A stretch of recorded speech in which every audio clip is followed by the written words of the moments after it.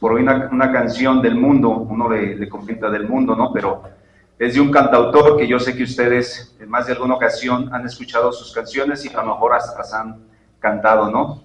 Quiero leerles este pedacito de esta estrofa de esta canción secular que dice: no vale nada la vida no vale nada, pero escúchame esto, comienza siempre llorando. Y si no, si nos ponemos a pensar cuando llega la vida a un ser, pues es un nacimiento, ¿no? Y dice, y así llorando se acaba, ¿no? De igual forma, alguien pierde a un ser querido y es obvio que la gente en ese amor tan cercano que pueda tener, en ese afecto que pueda tener, sé que hay dolor y vuelve la gente a llorar por la pérdida de un ser querido, ¿no? Termina la última parte diciendo, por eso es que en este mundo la vida no vale nada. Y de repente podemos pensar que es una verdad, mis hermanos, el decir que la vida no vale nada, ¿no? Porque toda persona que pasa por este mundo va a experimentar ese dolor del llanto. En algunas ocasiones lo va a experimentar por la alegría. Yo creo que todos hemos experimentado esos momentos de alegría, pero también lo puede experimentar por la tristeza. O también lo puede experimentar por la enfermedad, por la angustia, por los problemas, incluso por un dolor físico, por un momento de depresión o de desgracia. Pero todo ello serán los sinsabores de la vida. Entonces, un sinsabor de la vida viene acompañado de enfermedad, de angustia, de problemas, de dolor y de tantas otras cosas.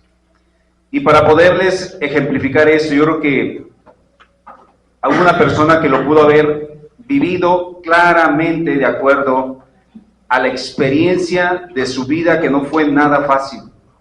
Y esto lo podemos encontrar en el Antiguo Testamento. Alguien que pasó por la angustia, que pasó por problemas, que pasó por enfermedad. Incluso llegó un momento en que ni los amigos le daban una palabra de aliento, sino al contrario, una persona que estaba padeciendo enfermedad, en esos entonces decían, bueno, ¿qué pecado cometiste para que estés en esa condición?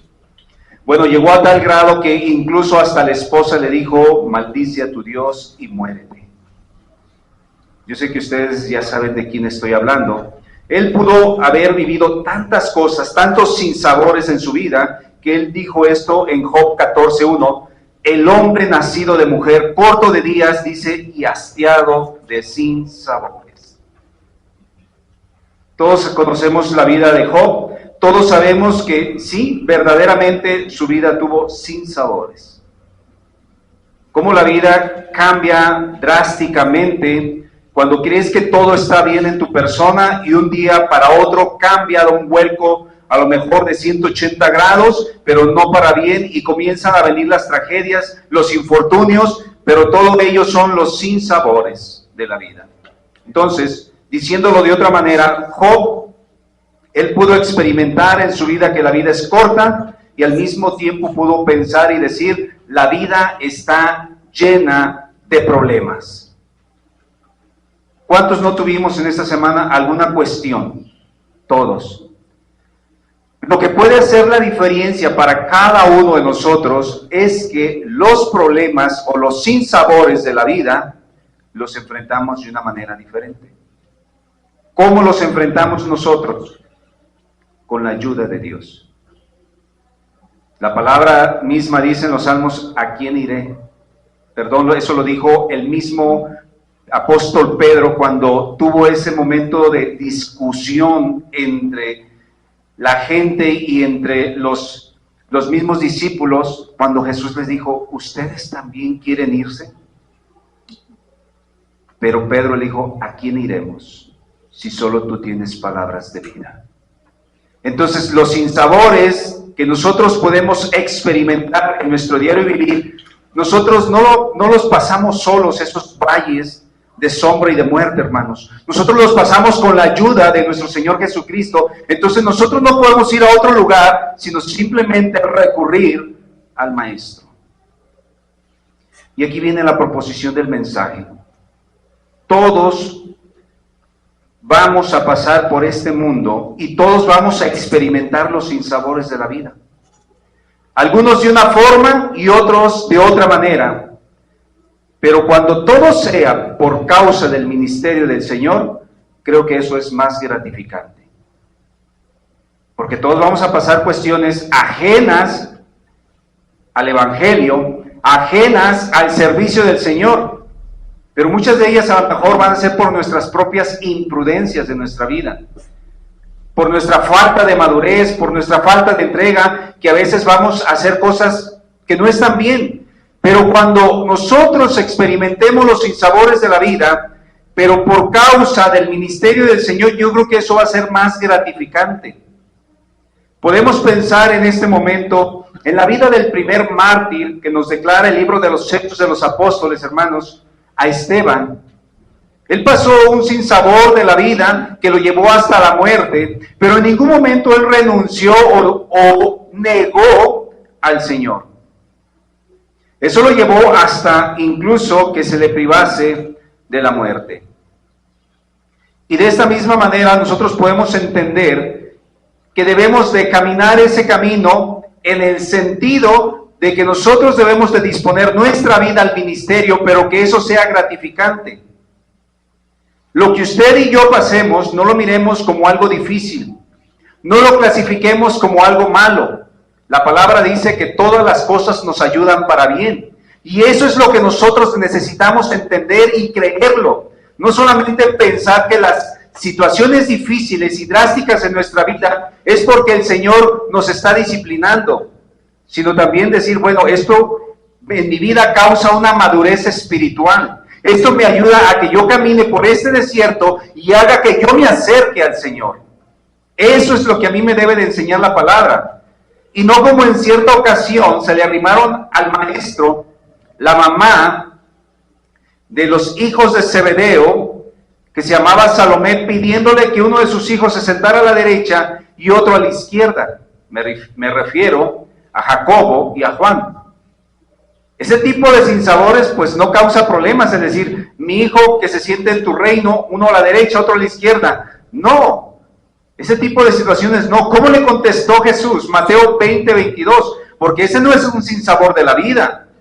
Lo que le contestó Jesús es el verdadero sinsabor de la vida, pero para el servicio de Él, y que esto iba a ser gratificante para Él. Mateo 20:22.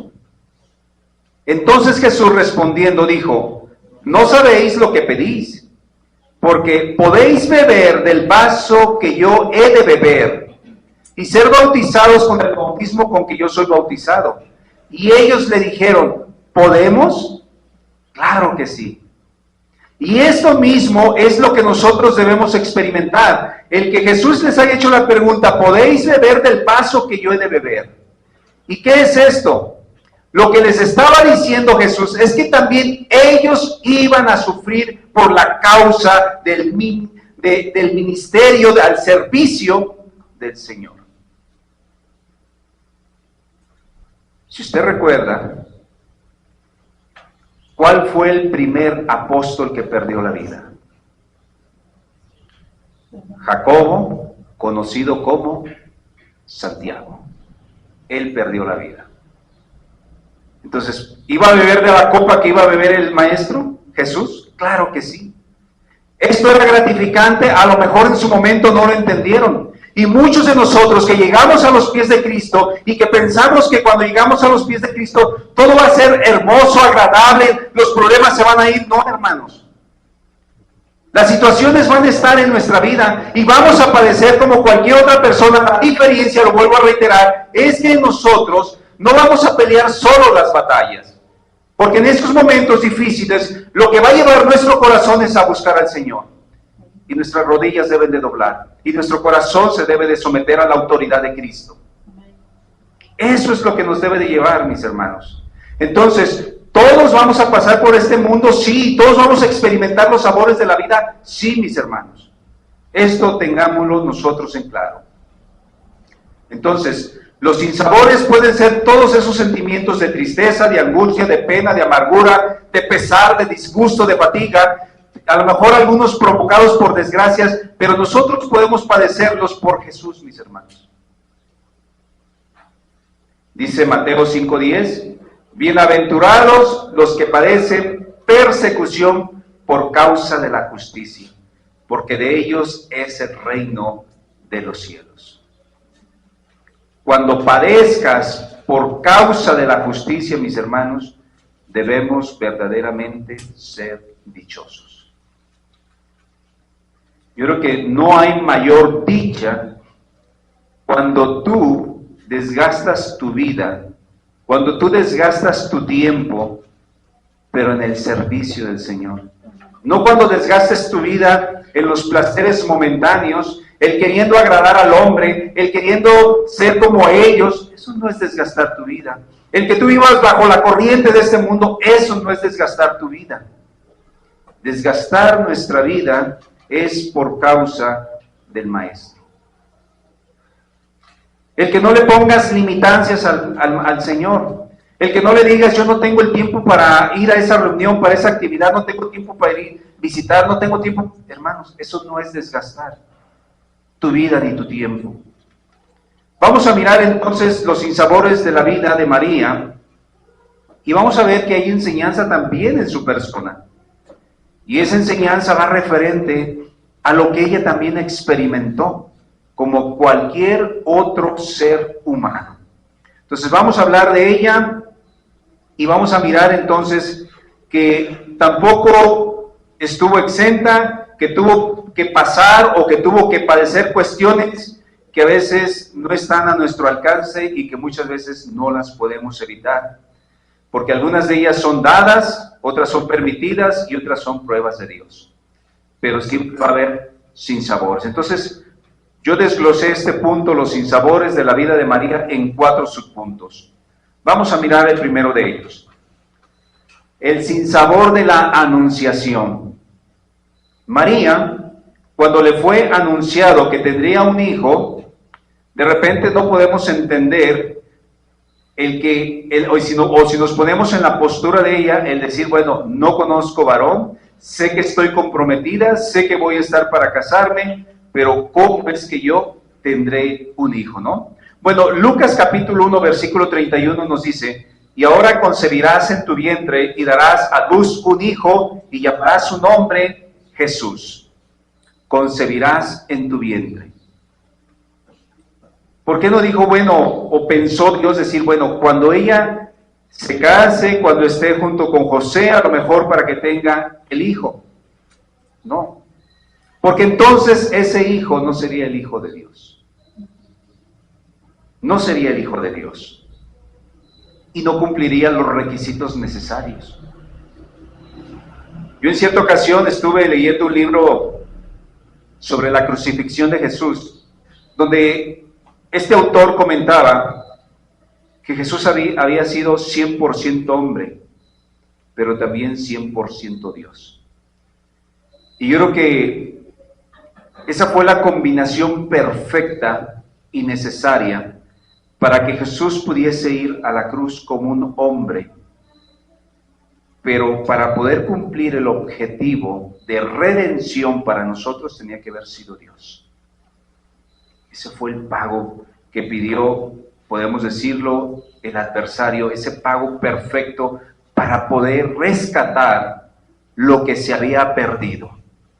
Dice el versículo 32 de Lucas 1, este será grande, refiriéndose a Jesús, y será llamado Hijo del Altísimo, y el Señor Dios le dará el trono de David, su padre. Es decir, que le daría el trono de David, su padre, es porque José venía de la descendencia de David, no era María, era José. Mas, sin embargo, José, por el hecho de ser el padre adoptivo de Jesús, por ahí venía la descendencia de David. Por eso diría que se sentaría en ese trono. Pero no estábamos hablando, o él no estaba hablando de un trono terrenal, sino este trono es celestial. Entonces, a lo que María da una respuesta, y esta respuesta no fue decirle no, sino que la respuesta de ella fue una respuesta afirmativa, una respuesta en la cual de repente a lo mejor hubo incertidumbre en ella de pensar que no había conocido varón. Lucas 1:34. Entonces María dijo al ángel, ¿cómo será esto? Pues no conozco varón. Versículo 35. Respondiendo el ángel le dijo, el Espíritu Santo vendrá sobre ti y el poder del Altísimo te cubrirá con su sombra, por lo cual también el santo ser que nacerá será llamado Hijo de Dios. Ahí vemos cómo es que concibió María, ¿no? Entonces, mis hermanos, nosotros ahora somos también hijos de Dios, pero por la obra redentora que hizo Cristo. Cristo es el que pagó el precio por cada uno de nosotros. Y si usted quiere ser un hijo de Dios, necesitamos reconocer en nuestra vida que nuestra vida ha sido sucia, pecaminosa, hemos hecho tantas iniquidades en nuestra vida y que solo requerimos de Cristo para poder ser llamados también hijos de Dios. Esto me lleva a mi segundo encabezado o subpunto, el sinsabor de su alumbramiento. Yo creo que algo que es difícil en la vida de toda mujer es ese momento, ¿no?, de alumbramiento, y más cuando son primerizas, donde incluso había riesgos en su vida, tanto para la futura madre como para el niño. Investigando esto, yo revisé que en el año 1847 dice que 1 de cada 6 mujeres que daban a luz en un hospital, ya era en un hospital, ¿sí?, morían de una extraña enfermedad, dice, denominada fiebre puerperal. Fíjense que yo creo que el ir a dar a luz en ese entonces era como decir, no sé si regrese, sobre todo la mujer, ¿no? No era nada grato decir, bueno, pues voy a ir y a ver qué pasa. Dice que esto se desarrollaba en el proceso del parto y que luego de una larga y dolorosa agonía muchas veces dejaba secuelas. Y la mortandad dice que descendió marcadamente cuando un obstetra húngaro llamado Ignaz, precediendo, dice, los hallazgos de Pasteur y de Lister, dice que logró descubrir la naturaleza infecciosa de esta fiebre, logrando controlar su aparición con una, dice, simple medida antiséptica. Instauró el lavado de manos con hipoclorito. ¿Cuál era el problema? Cuando ellos iban y atendían a un enfermo, a lo mejor una cirugía, así con las manos sucias, iban y atendían a la mujer que iba a dar a luz. Toda esa infección, ¿qué es lo que hacían? Era prácticamente contaminar a la madre, y esto causaba problemas. Cuando él instauró ese lavado de manos, descendió la muerte de tantas mujeres que iban a dar a luz. ¿Por qué yo tomé este tema del alumbramiento? Pensemos un poquito en el sinsabor que tuvo que experimentar María junto con José. Al ser obedientes ellos para ir a Belén, para ser empadronados, y donde se cumpliría la promesa del alumbramiento. Lucas 2:7 dice, y dio a luz a su hijo primogénito, y lo envolvió en pañales, y lo acostó en un pesebre, porque no había lugar para ellos en el mesón. Nosotros cuando leemos en la Biblia este pasaje de corrido, y no nos detenemos, a veces no entendemos en qué lugar tan insalubre nació el Hijo de Dios. Tampoco nos ponemos a pensar, porque la Biblia tampoco relata que si en ese momento de su alumbramiento había ahí a lo mejor una mujer partera. Tampoco la Biblia lo describe. Yo no sé si solamente estaba María y estaba José en ese lugar, aunque nosotros sabemos que no estaban solos en esa etapa del alumbramiento, pero podemos entender a lo mejor las carencias de ropa y el lugar donde poner al niño. Por eso Lucas 14:26 nos dice, y si alguno viene a mí y no aborrece a su padre, madre y mujer e hijos, hermanos, hermanas y aún su propia vida, no puede ser mi discípulo. José y María, cada vez que era una orden, ya sea en este caso por ir a empadronar, en ningún momento dijeron no vamos a ir.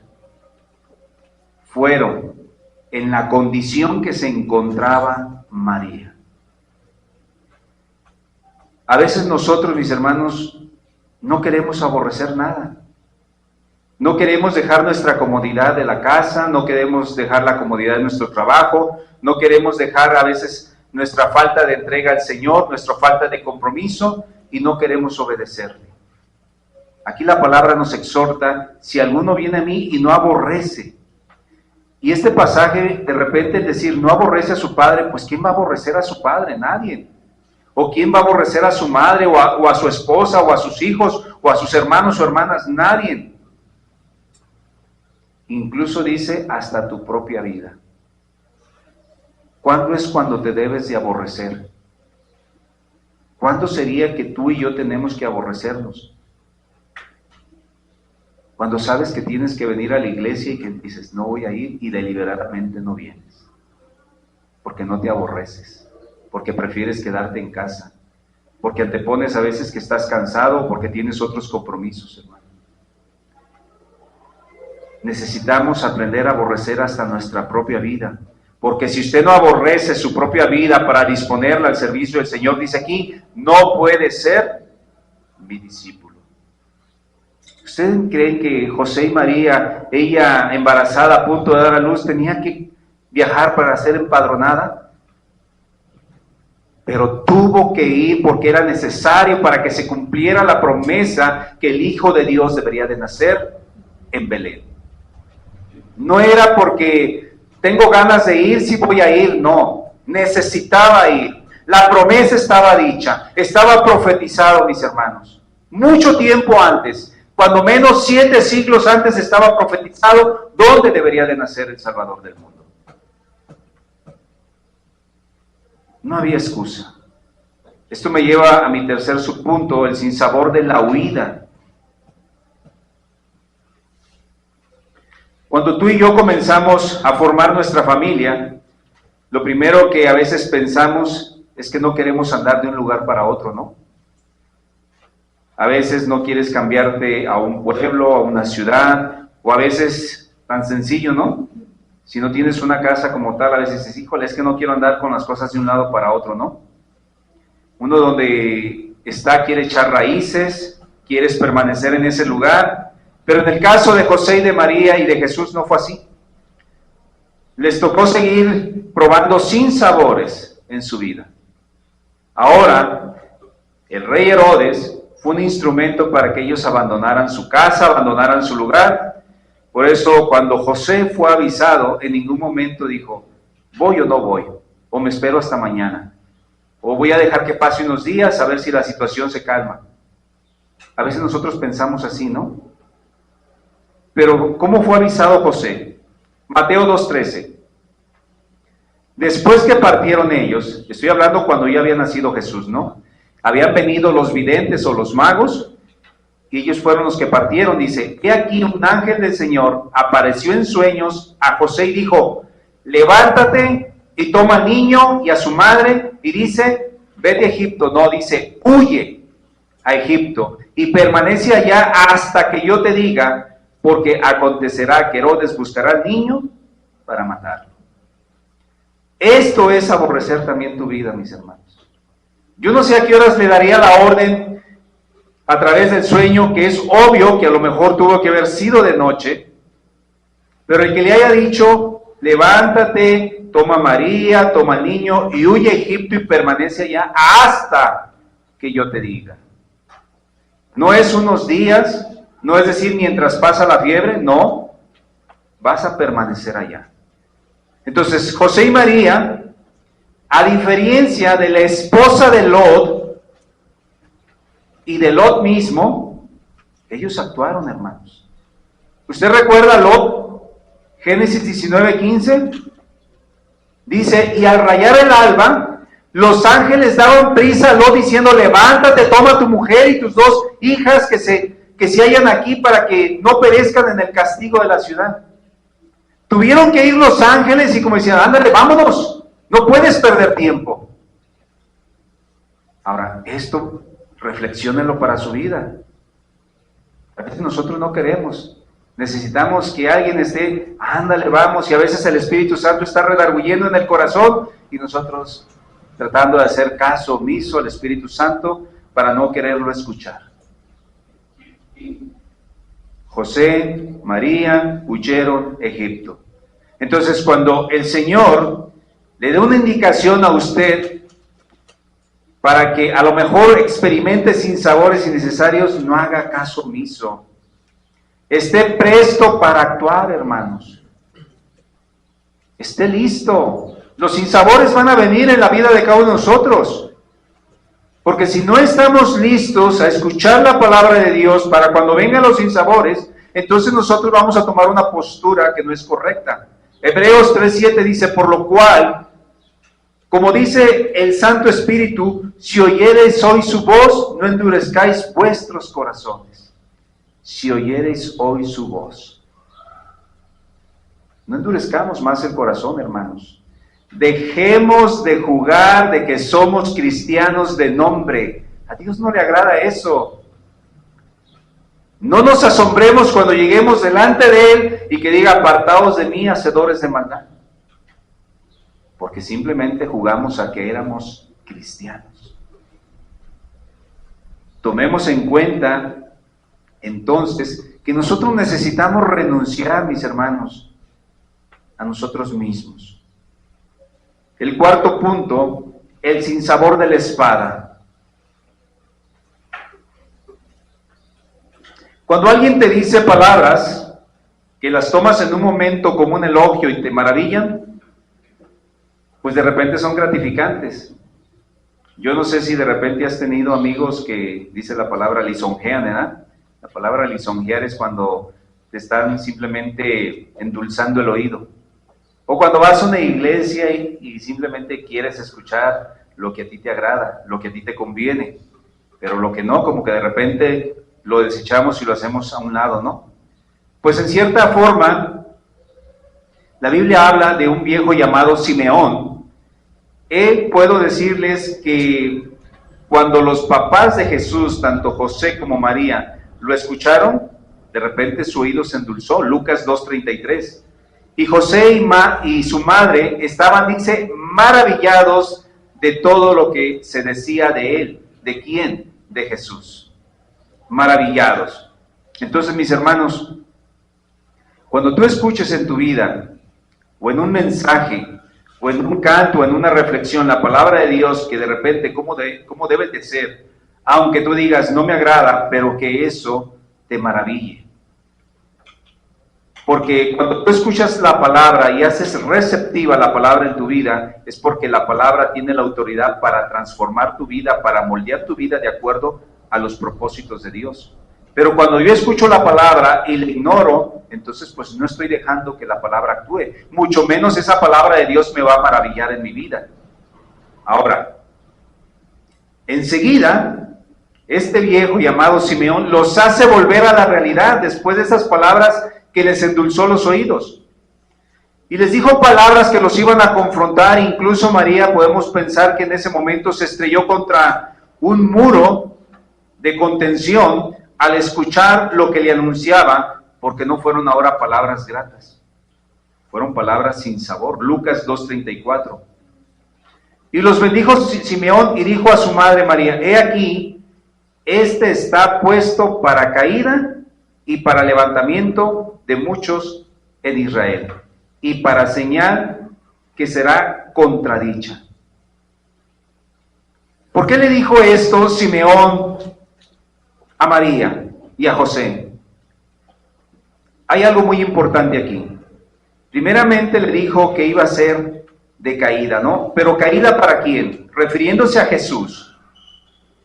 Dice Isaías 8:14, entonces él será por santuario, pero a las dos casas de Israel, porque piedra para tropezar y por tropezadero para caer, y por lazo y por red al morador de Jerusalén. Y muchos tropezarán entre ellos y caerán y serán quebrantados, y se enredarán y serán apresados. En los tiempos de Jesús, cuando Él comenzó su ministerio, cuando se le dio a leer el rollo del profeta Isaías, cuando Él dijo, y la profecía se ha cumplido porque estaba en la sinagoga, en ese momento Él pudo haber sido de tropezadero para muchos. Muchos se indignaron cuando Él se dio a entender que la promesa se había cumplido, que Él era ese Mesías. ¿Qué es lo que quisieron hacer cuando lo sacaron de la sinagoga? Dice que se lo llevaron a un desfiladero y ahí quisieron arrojarlo, pero dice que Jesús pasó por el medio de ellos. Y la misma palabra y Jesús mismo sigue siendo tropezadero para estos tiempos, hermanos. Hay mucha gente que te dice, o que le puedes preguntar, ¿tú crees en Dios? Te dicen que sí. Pero el que cree en Dios, le obedece. El que cree, le obedece. Es muy diferente decir yo creo en Dios. Hasta el diablo, podemos decirlo de esa manera, cree en Dios y tiembla porque sabe el poder y la autoridad que tiene. Ahora, la siguiente parte, dice que también iba a ser de levantamiento. ¿Para quién? Malaquías 4:2. Mas a vosotros, los que teméis mi nombre, nacerá el sol de justicia, y en sus alas traerá, dice, salvación, y saldréis y saltaréis como becerros de la manada. Hermanos, ¿cómo se ha sentido usted cuando fue llamado? Yo creo que nuestra vida, cuando sentimos que el Señor nos llamó y nos perdonó, yo creo que es como si nos hubieran quitado de nuestra vida un peso tremendo. Y eso hace que usted se pueda sentir mucho más ligero, físicamente, emocionalmente y espiritualmente, hermanos. Porque el que va llevando su carga ya no es usted, la va llevando el Señor.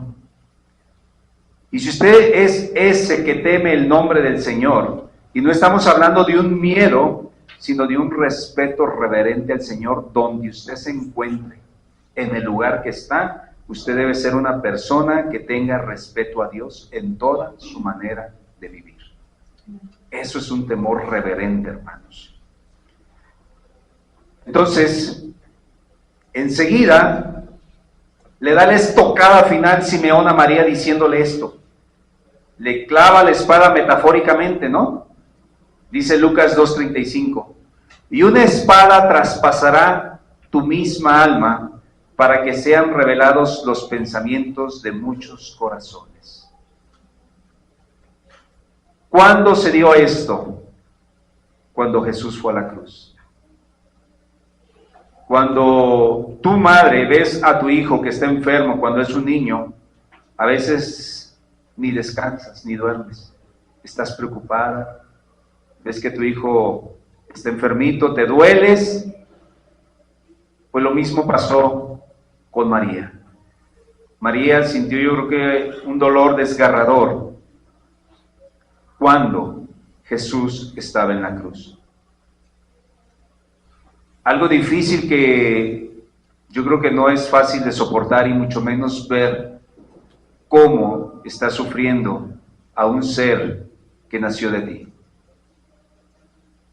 Pero todo esto necesitaba pasar en la vida de María también. Dice, para que sean revelados los pensamientos de muchos corazones.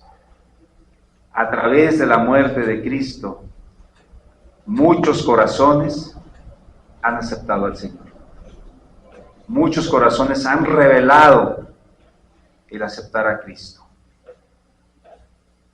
Y esto me lleva a mi conclusión. María fue una mujer valiente, abnegada, dichosa, en todo lo que ella experimentó en su vida. Desde un principio, cuando ella dijo sí, y en ningún momento rehusó. Dice Lucas 1:38, entonces María dijo, he aquí la sierva del Señor, hágase conmigo conforme a tu palabra. Y el ángel se fue de su presencia. ¿Qué nos enseña esto? Ella tuvo sumisión a la palabra. Ella asumió el reto del sinsabor de la vida y dijo, vamos adelante. ¿Qué es lo que quiere ver el Señor de nosotros? Ser decisivos, no importando los sinsabores que puedan llegar a nuestra vida. sujetándonos y aceptando la autoridad y la voluntad de Dios en nuestra vida. Y esa debería ser la actitud de cada uno de nosotros también.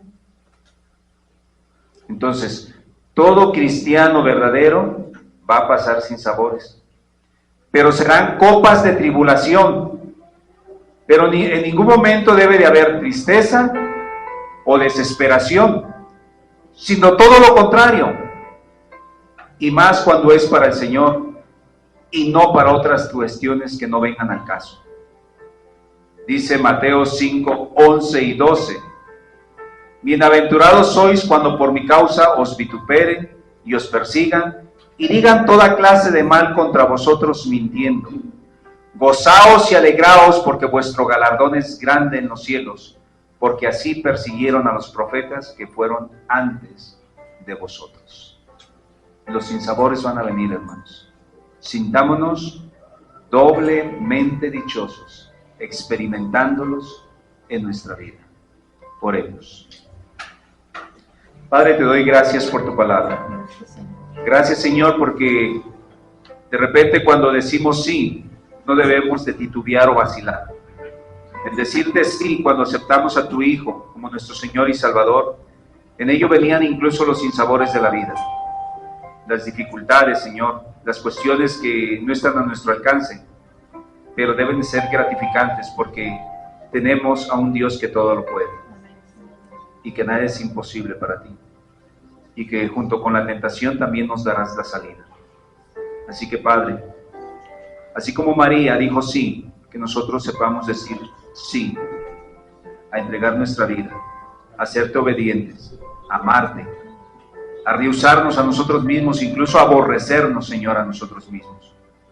Tu palabra dice que quiera seguirte, tome su cruz y sígame. Nos habla de renunciación a nosotros mismos, Padre. Y solamente así podremos ser tus discípulos, Padre. En el nombre de Jesús te doy gracias por tu palabra. Amén. Amén. Dios les siga bendiciendo. Amén.